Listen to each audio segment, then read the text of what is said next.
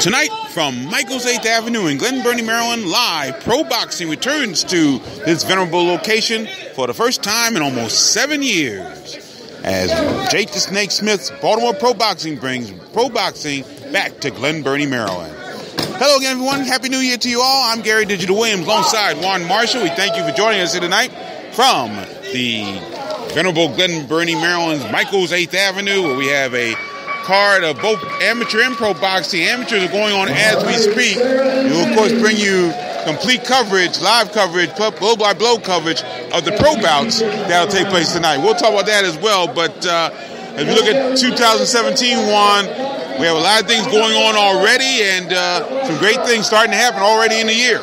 Yeah, it's a quick start. You know, we're coming into January, mid-January, we're coming into the amateurs are doing very well, and also the pros are coming into effect as far as beltweight boxers at top level fights now. You know, we have Gervonta Davis fighting for the IBF Junior Lightweight Championship tomorrow night, fighting against Jose Prozada, and that's going to be something to look forward to. I know I'm excited for that fight.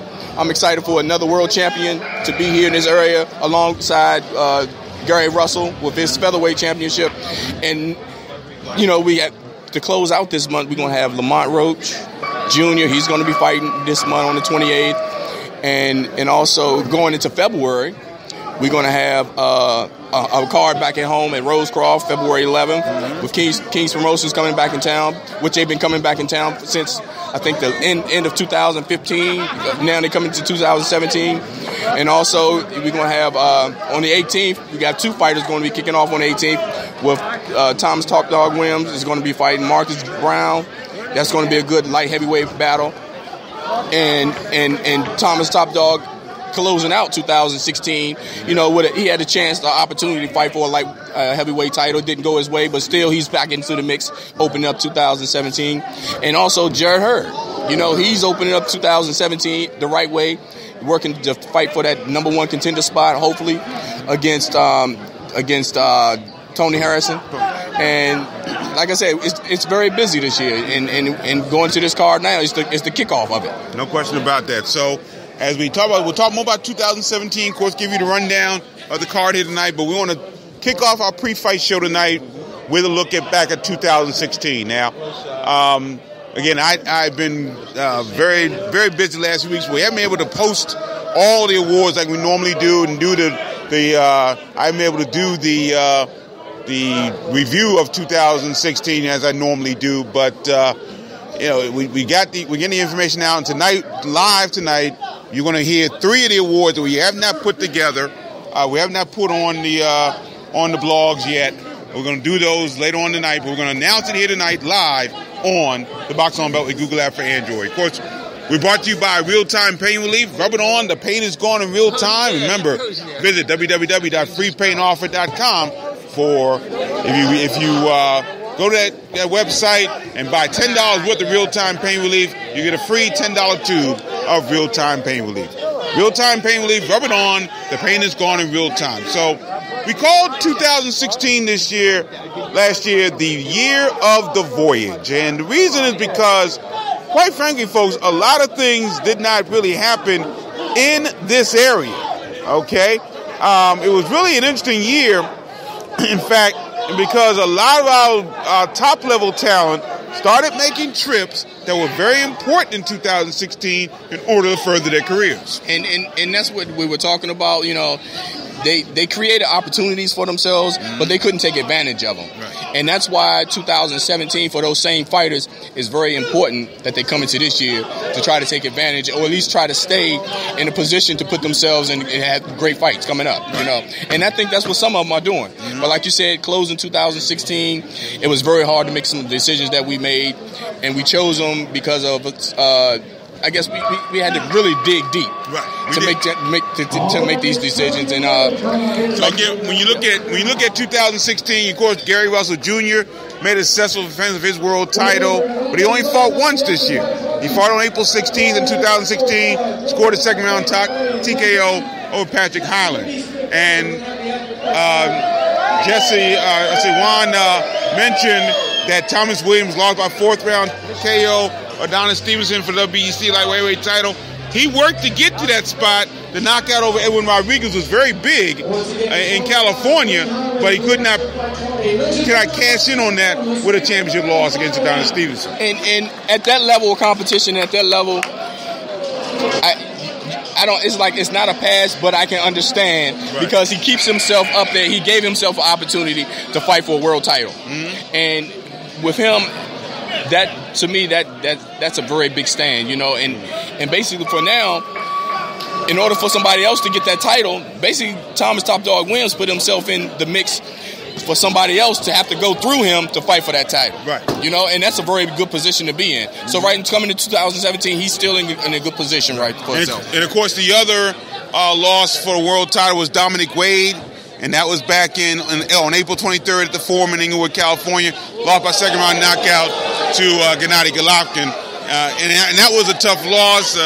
Looked like he was over his head, but he worked to get that opportunity. Yeah, he worked to get that opportunity, and plus Dominique was in a position where it was a win-win. Right. You know, it was a win-win. He was in the stage of building himself up to get to where he in that position, but it came early for him. Mm-hmm. It came early, which was a plus. Right. You know, and it didn't hurt for him to take that fight, a good payday for a fighter, which every fighter wants, a good payday, and an opportunity to fight for a world champion.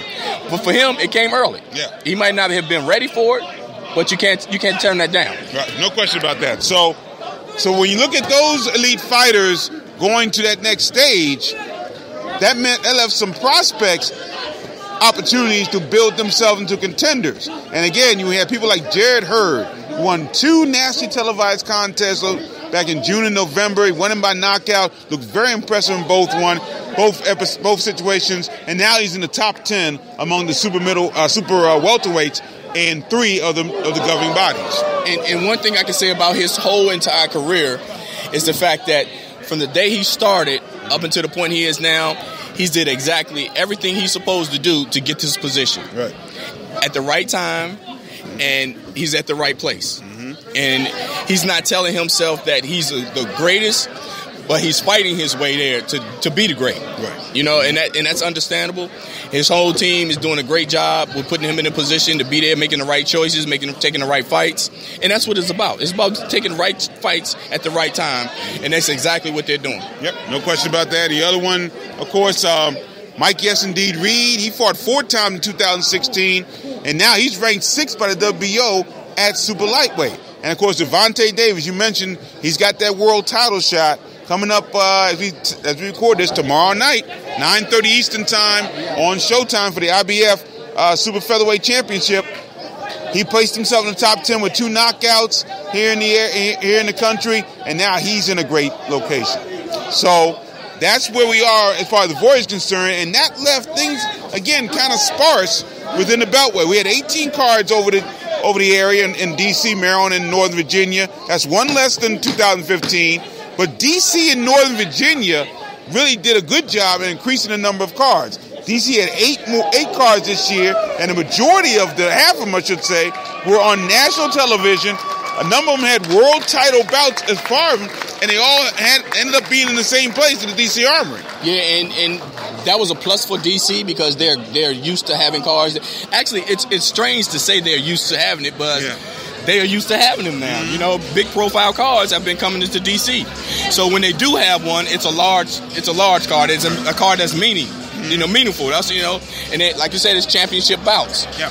And Maryland, when it came locally, Maryland and Virginia has been doing it. Yeah, Maryland and Virginia has been doing the local cards. Yeah. So now we're going to see which direction it's going to go at where Maryland and Virginia seem to have those profile cards like DC. Because right now, D.C. is ahead of that game, even though not too many local cards been fighting there. But when they do get cards, high-profile cards. Yeah. And the interesting thing about that was in D.C., although we had a number of world title bouts, no beltweight boxers involved in the title bout. The closest thing we had to that was when Tony Thompson lost to Luis Ortiz, and a bout that was supposed to be a title bout at heavyweight, but ended up not being that way. So the biggest bout along those lines might have been Dusty Harrison fighting Mike Dallas in the draw situation. Yeah, as far as local fighters, you know, having that title, you're right. But we can talk about Gervonta again. where he had the opportunity to fight on the world title card on television. And that's where the stock raises. And that's what people getting recognized when you're able to put yourself in a position to be televised on a world title fight where you know thousands or millions of people are watching. That gets your name out there. And for all those fighters that's trying to get there, that's the things that you need. That's some of the goals and some of the plans that you need to put together. You need to put yourself in a position like that.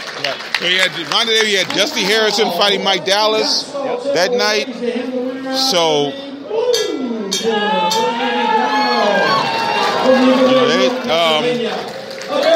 it was a very interesting situation there. And DC, as we said, did a good job as far as their cards concerned. Northern Virginia really did well this year. They had a number of cards in the Commonwealth, but had about 9 cards in the area. A lot of them at the ABC Sports Complex. So it was the biggest card was, I think, was it the Peterson card? Was that last? That was 2015. Yeah. Well, actually, that's what kicked it off. Yeah, most of the cards have been at the ABC Sports Complex. Winchester involved there, and Virginia did well in the southern part of the region, but we don't really cover the area. Exactly. Now, as far as Maryland's concerned, Maryland only had 3 pro cards last year. They were good ones, no question about it. But Shabazz Brothers was really the only promoter of record in the state of Maryland in 2016. And consistently coming card after card after card. Yeah. You know, with exception of King's Promotions at Rosecroft. Yeah, except for King's Promotions at Rosecroft. Absolutely right.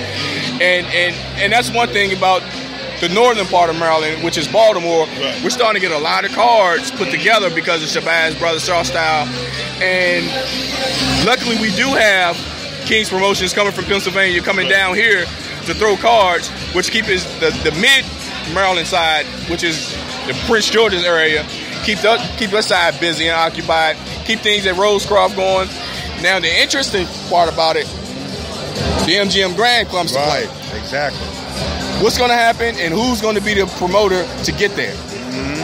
You know, it's been rumors and whispers going around about King's Promotions coming to town, working alongside Keystone Boxing, and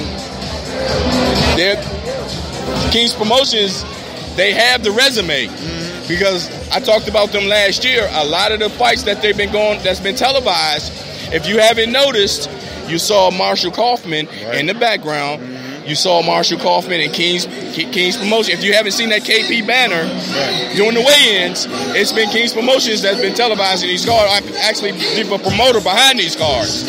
So it's a lot of interesting stuff going on in the area now. Yeah, it's going to happen at some point very soon. So before we get to our awards, we're going to announce the awards. You listen to our live coverage here from Michael's at in Glen, Burnie, Maryland. Of course, in the amateur situation, of course, the big news was, of course, Gary Antoine Russell going to the Olympics. He came within one bout short of being the medal, and that was a tough break there. I think a lot of people thought he got a job in that situation. Yeah, that was a great opportunity. And it's much tougher as an Olympian because not too many fighters get that chance to go back like Rasheed Warren did. Right. Not too many fighters get that second opportunity. So for him to get pulled out and get a bronze. Yeah. No, he didn't get one at all. No one. He lost in the round. Right. So just the opportunity to be a representative of the United States of America, that's a high quality goal. For me, that's a championship move for a fighter. You know, that's an accomplishment that he should hold on to and cherish for a long time. Because not too many fighters would be able to say they were Olympians. And then when you go down a little bit down a level to the likes of Lorenzo Simpson out of Baltimore, who won his 6th consecutive National Silver Glove champion. He's just 16 years old, and I'm telling people now, when he returns pro down the road, a few years down the road, the boxing world better watch out. And also you have top quality people in the boxing world that have their eyes on him right now. Yeah. They're waiting on him. And as an amateur, it's pretty much nothing left he needs to prove. There's nothing else he needs to prove as an amateur. You know, because he's done it all at an early age. Yeah. And he's going to continue to do it. And I notice now he has kind of like pro tendencies now. I know that they're grooming him very well. They're grooming him to be a more outgoing fighter when it comes to fans, to promoting himself, and to also grooming his social media type stuff going on. So they're actually grooming him to become that professional that everybody is looking forward to seeing. Yeah. So we look at that situation. We had some interesting debuts in 2016 from the amateur ranks. You had Tariq Irby make his pro debut, who did well in the World Series of Boxing. And, of course, on the female side, you had the likes of Franchon Cruz and Tierra Brown making their pro debuts. So amateur looks bright. We'll see what happens as we get close to the Golden Gloves in February. And, of course, we had a number of people win regional pro titles like the Alexander Marine, Travis Reeves, and, of course, Tori Nelson did it again, her 11th world title in her, I believe, 4th or 5th weight class. Yes, we done said everything about Tori Nelson that we can say, and we can continue to talk about Tori because she is an outstanding female, period. A great woman, and also a fighter that can be reckoned with. Yeah. You know, she spars with guys all the time. She rarely spars with females. You know, so the team that is it Craig has over there that working with those guys and her. You know, they have something special going on, and the fighters the up and coming fighters they have coming up out of there. You know, we have guys in their early stages of their careers that are working to be great fighters. Right. You know, they're building their fighters, they're building themselves and building their careers at the right pace and at the right time. And as they get more involved in their careers, as they go deeper in their careers, I can see them being very well also. Yeah, so it's interesting to see what happens in 2017 for them. Of course, Tori Nelson looking for some big bouts down the road. So that pretty much is the summary for 2016, the year of the voyage, as we called it. Now, let's go to the first part of the awards. These awards that we did post on Boxing on the Beltway and Pro and Fight Talk over the last couple of days. The Rookie of the Year, again, Rookie of the Year, Matt Galson IV, Poppy out of Baltimore, Maryland. One of the busiest first years that I've seen in a rookie in quite some time. He didn't start his career until July of 2016, and he ended up fighting like 4 or 5 times just in that time frame alone, and was able to put up a perfect record so far, 7-0, all 7 wins by knockout. And of course, you can expect, when you say a rookie, you can expect that people that know boxing, you can expect to see what type of fights he has. But to me, it's not the type, it's about the aggressiveness of his career. Mm-hmm. That's what won him the Rookie of the Year. The aggressiveness of how he came into his career, how his dad, which has a lot of experience, coming to bring him and bring his son along, because they have their mindset that they're trying to build something and they don't want to take a lot of time doing it. Right. And that's how they are with his career. Mm-hmm. You know, with those 7 fights in that short amount of time. So this year we're going to see some better quality fights that, you know, they're going to be testing them a lot this year. Well, it was interesting because his first 4 wins were all in the first round. Mm-hmm. Then he had 1 second round win. Mm-hmm. And then the last 2 bouts he had were both third round TKO. No, I'm sorry. The last bout he had was the 3rd round TKO win. Mm-hmm. And you can see even while he was still winning bouts and not going distance, he was getting a little bit tougher competition and working a little harder and trying to get some rounds in to go on. And that's what every fighter needs. And like I said, Mac Allison, I think was the 3rd. His dad, the 4th, but third. His dad.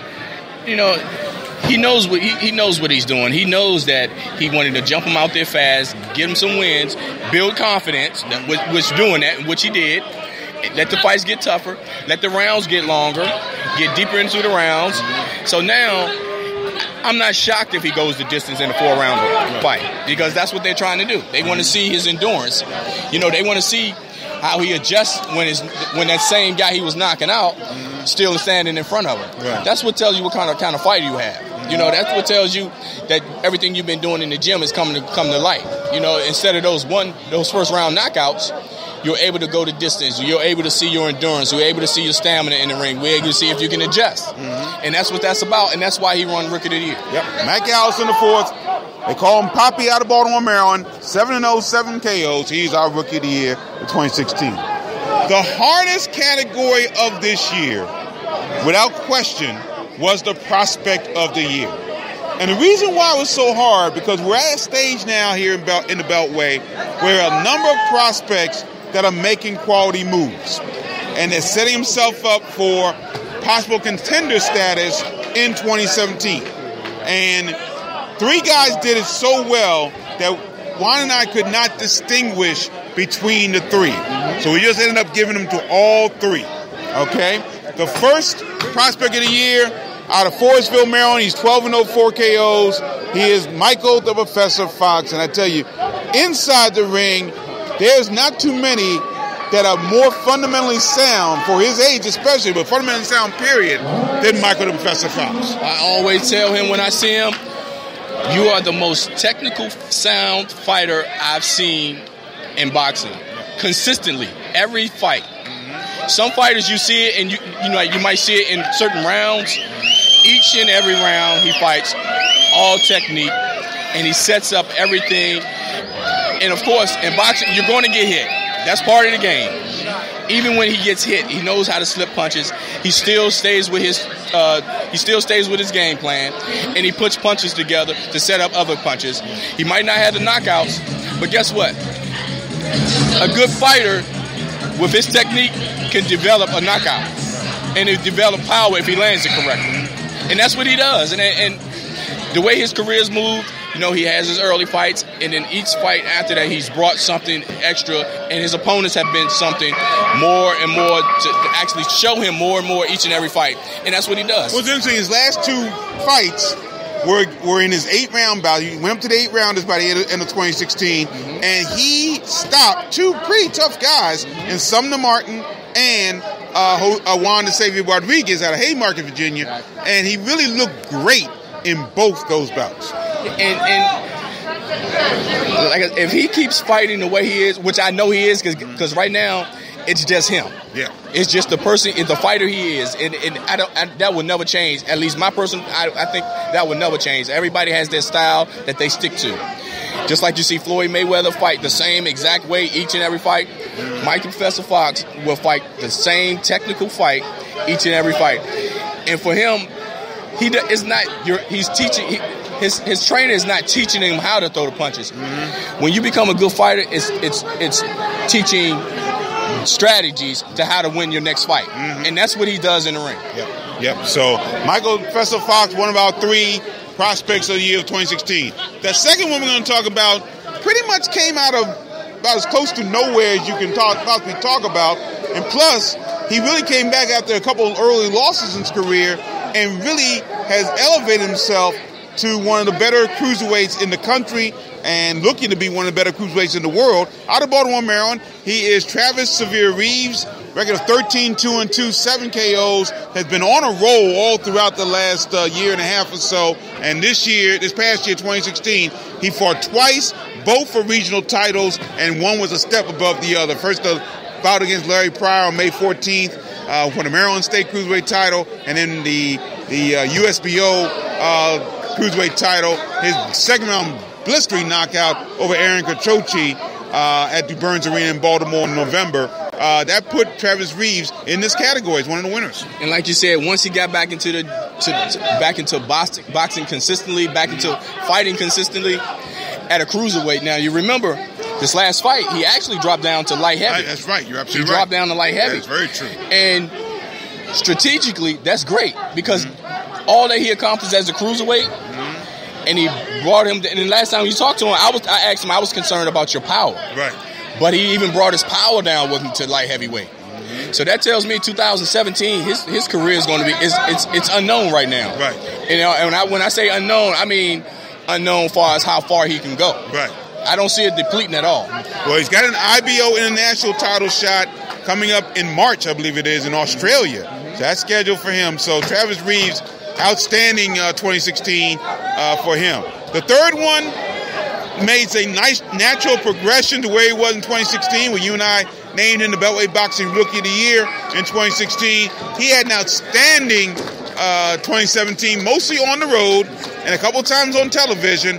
He's undefeated. He's 12-0, 4 KOs. Lamont Roach Jr. out of Marlboro, Maryland. Yeah, it's fascinating because if we will look back, 12-0, 4 KOs. Yep, Michael Fox. Mike Fox, or 12-0 4 KOs.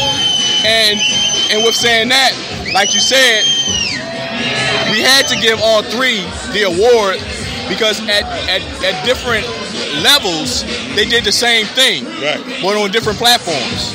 That's why we couldn't rob neither fighter from this award, because we talking weight classes also. Mm-hmm. They did things on different weight classes. Right. And with Lamont Roach Jr. at his weight class, being a Golden Boy fighter, moving exactly the way Golden Boy wants you to move, taking harder and harder fights every time he fights, seeing him go the distance a lot of those fights, but look well doing it. Mm-hmm. And you can't take anything away from that. And then he got another fight coming up starting this year, 2017, January 28th, which is in Palm Springs, California. He's going to have, and I think that's for a youth title. Yeah. So coming out of 2016, guess what? He opened in 2017 because of that 2016 year, opened up the year fighting for a title. And that's why we had to give these guys these belts. Yeah, no question about it. Of course, Lamont Roach in his last event, he had a blistering third round knockout. Mario Macias. That was in I believe, gotta get that down here. That was in Los Angeles. So we look at what he did there. That was an outstanding year for Lamont Roach Jr. And again, looking at a breakout in 2017. Now, the bout of the year this year was a very interesting bout as well. Took place at Rosecroft Raceway in Fort Washington, Maryland, and involved a guy who I think could be a strong contender for Prospect of the Year in 2017. Had an outstanding 2016, really, but this year, this particular bout showed his maturity, showed his growth for being only 19 years old, and it really put him in some deep waters in the sense that he could not rely totally on a knockout to win. And although he knocked his opponent down a couple of times, he still had to struggle a little bit to get the win. We're talking about the bout that took place on November 5th at Rosecroft Raceway in Fort Washington, Maryland, when Jordan Short Dog White out of Washington, D.C. defeated Jose Elizondo of Monterrey, Mexico by a 6-round unanimous decision. Yeah, I know. Going into this fight, I talked to his dad, John White, and he was telling me, he said, this fight, Juan, you're going to see something different. Mm-hmm. You're going to see Jordan have to fight. And it's not going to be the fights he's normally used to. It's going to be a fight that he needs. Mm-hmm. And that's exactly what we saw. Everything Jordan was throwing, Jose was counterpunching to, and he was staying in with him. He was taking the power. He was almost equally matched in speed. Almost equally matched. I'm not saying punch for punch, but the way the fight went, it looked that way. Yeah. Well, not to cut you off, but the first round, he was able to knock down. He was able to knock down Jose Elizondo. The second knockdown took place as they kind of got their feet tangled, and he was able to get knocked down. The second knockdown, but the rest of the way, as you said, White had to struggle. Yeah, he had to struggle, and I'm not even going to. I don't think it was a struggle. Yeah. Because what it was, it had to pull more out of him to win the fight, and that's what he wasn't used to. When you get guys coming out and you get these first round wins a lot, it makes you dig deeper when somebody makes you go into that second round. Right. And then it makes you dig even deeper when you got to go into that third round. Mm-hmm. And then when you see that guy still there across from you, you got to say, man, I got to pull more out. Right. And you got to go into the final round, and this guy sticks around, and in your head, you're wondering, how does the judges see this? Mm-hmm. No question about And it. Jordan was bloody in this round. He bleeds easily. That's what Dad says. He bleeds easily. But visually, it looks like you're getting beat up. Right. But we know that wasn't the case. We just saw Jordan get pulled in some deeper water to win this bout. And he did an excellent job doing it. That's why we had the bout of the year. No question about it. And the amateur boxing is still going on here at Michael J. Avenue, Glen, Burnie, Maryland. Now, we can give you the ones we have not posted yet. And that's the knockout of the year, the card of the year, and the boxer of the year. All right? Our KO of the year, knockout of the year, was a knockout that was interesting indeed. And of course, the guy that has had a lot of industry publicity for his Super Bowl ad early in the year, but he got a strong knockout at the Crystal City Hilton back on August the 19th at the Crystal City Hilton in Crystal City, Virginia. The knockout of the year, Sam Cross with a first-round knockout over Mike Easton. Yeah, that knockout was something devastating. But the good thing about that card, I looked and I saw it, and I talked to Sam after the fight, you know, and he was saying, I asked about the awkwardness of Mike Easton's, the awkwardness of his fight. Sam told me they were expecting that. So since he was expecting that, he knew exactly what he was looking for to get the knockout that he did. Right. And if that was the case, it was put together perfectly. It was a one-shot, straight laid out punch. Laid Mike Easton out on his back, flat on his back. And that distinguished a great knockout from a knockout that you work hard when you're breaking the fighter down, you know, throughout the rounds, and then you get the knockout. I think that's what makes me pick and to actually send you the choice of Sam getting this knockout, because it was the solid punch and then the flat knockout a split second later. That's what made me decide that the Sam should get this award. Yeah, it was pretty close. You had Jerome Quigley with a nice one. Of course, Travis Reeves knocking out Aaron Catroci. We talked about that a little bit earlier in the year, and it was a good one. But again, Sam Cross winning the knockout of the year. Now, the card of the year. The card of the year. This was a close one too, because you had a number of good ones. Because we had the November 5th card at Rose Golf Raceway, the May 11th card at the May 14th card at the Maryland State Fairgrounds in Timonium. But when you talk about cards of the year and bouts that were really, really strong and had a lot of bouts that had a number of bouts that had something to go with, had tough matches throughout. You had to go with a card that took place on November 12th at the Coppermine New Burns Arena in Baltimore. That was the one with Shaw Style Promotions. That's the one that featured the championship win for Travis Reeves over Aaron Catroci. But there was some great bouts, very close bouts. Stephen Morris, Stephon Scherzer Morris was on that card, and he had a close bout, number of close bouts on that card. You know, that was a card where each bout was unpredictable. You know how we go to some cards, we know who's going to win. Right. This card right here, it had potential of any fighter winning. And that's what made it card of the year, because we've been to a lot of cards and we pretty know the outcome and in the position that fighters are in, they're building their careers and they're going to get a win. But this one right here, I was told that it was going to be some tough fights. Fighters really had to fight in order to get these wins. And that's exactly what happened that night. Yeah.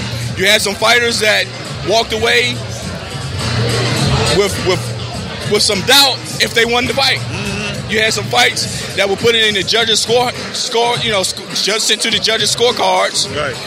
And it made scary moments for fighters. Mm-hmm. And then you had fights that were completely dominated against a fighter we consider good, which was Travis Reeves' fight. Right, exactly.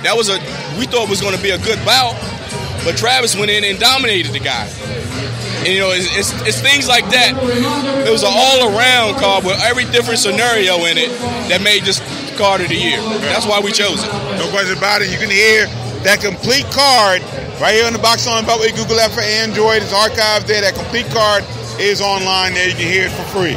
So that's our card of the year. Coppermine New Burns Arena, Shaw Style Promotions card. Now we get to our Boxers of the Year. And one choice, actually both choices eventually were no-brainers. We look at it. One just came to our brain a little later than the other. And it wasn't because of what he has coming up, but when you look at what he's done, he definitely deserves to be there, and we could not overshadow him. But the one person that we knew from the get-go was going to be Boxer of the Year is a young man out of Accokeek, Maryland, undefeated, Swift Jared Hurd. Had one of the best years I can remember for a Beltway boxer who did not win a championship, but really put himself in a position to get one in this coming year, better than anybody I've seen in a long time. And like I said earlier, we said this throughout his whole career. Right. Actually, we started saying it when he started turning the corner to start fighting from local fights to out-of-town fights. He did everything he's supposed to be. He did everything he's supposed to do when it came to starting his career.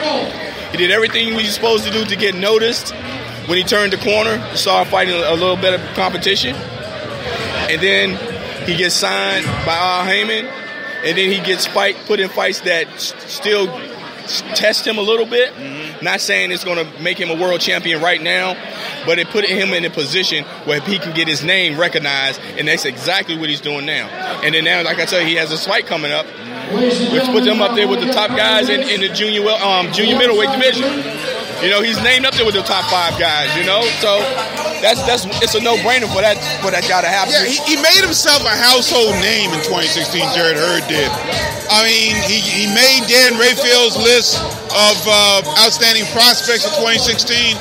I mean, those 2 wins he had this past year with Joe Dam, one of them, and the other one he had this year, Pedroza, I think his name was.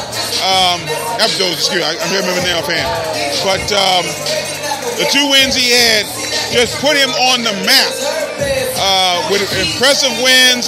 And people, Oscar Molina, exactly. People who didn't know who he was, they know who he is now. And as he gets ready for his big next bout coming up, they expect a lot out of him coming up in 2017. And it's also saying not just his camp wants a lot. Now you put yourself in a position where people that's investing money are seeking a lot out of you. So that's when you know you are really in the boxing world. When you got people that you normally see on high-profile fights, now they have their eyes on you, expecting things from you. And that's exactly what he has going for him right now. Right. So Jarrett Hurd, co-Beltweight Boxer of the Year, and we really thought he was going to get it by himself. But then we started looking back one more time just before we got compiling the awards, and there was another man who, when you look at his career and what's going to happen soon, you had to put him in there. And there was talk about a title shot even before the one he ended up getting tomorrow. And it was a controversy whether or not Mayweather wanted him to travel to Las Vegas to train full time. But there's no question about it, Gervonta Davis deserves to be one of the Beltweight boxers of 26, best Beltweight boxer in 2016, and he had an outstanding year as well. Yeah, what he's done throughout not only in 2016, the build up from his start of his career coming into 2016, leaving 2016, starting up the opening month of 2017, fighting for a world title. Yeah. That's why I suggested him doing that, because his career and these moments can't be overshadowed and overlooked. And that's why I chose that he deserved that. No question. I agree with it wholeheartedly. So Gervonta Davis once again fights for a world title tomorrow as we record this, 9:30 Eastern Time, from the Barclays Center in Brooklyn, New York. He will take on Jose Pedraza for Pedraza's IBF Super Featherweight Championship. So, third defense of his title for Pedraza. So that's where we are as far as our Beltweight Boxing awards for this year. Jarrett Hurd and Gervonta Davis, Beltweight Boxer of the Year. They cop-mined the Burns Arena card, the Tri-Style Promotions card, November 12th. Card of the year. Sam Crossett winning the KO of the year, and the TKO over Sam Eastus on August 19th. Jordan White winning the bout of the year, his 6th round decision against Jose Elizondo at Rose Garden on November 5th. As you said, the Tri-Prospects of the Year, Lamont Oates Jr., Mike Fox, Travis Reed. First time we've had 3 Prospects of the Year. And then, of course, the Rookie of the Year, Mac Allison, the 4th. So that's the year to voyage for 2016. And we expect for, again, great things in 2017. Yeah, excellent. The way the year's starting off, I think it's going to continue to progress.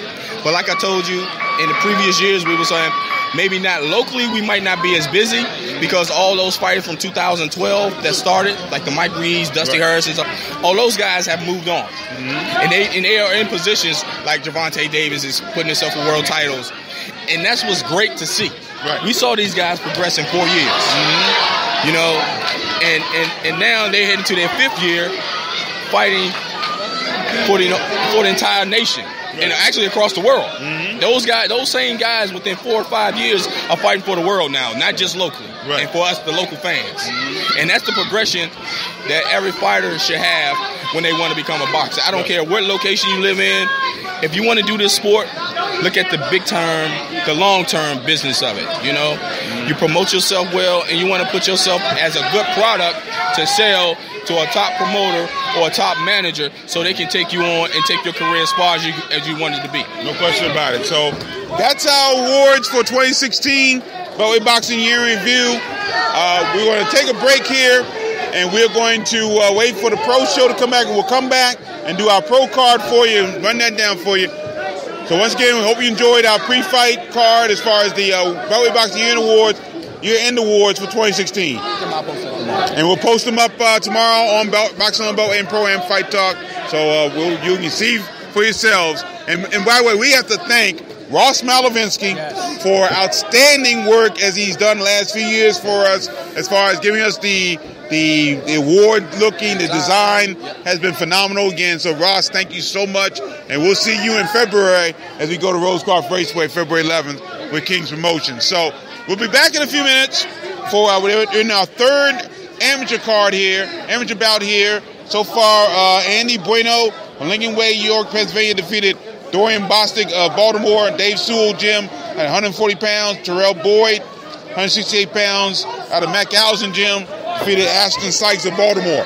So we'll come back and we'll preview the pro portion of the card, and we will bring you live full coverage of the Baltimore Pro Boxing card here from Michael's 8th Avenue and Glen, Burnie, Maryland. For now, for Warren Marshall, I'm Gary Digital Williams. Back in about, I'd say, let's give it about half an hour.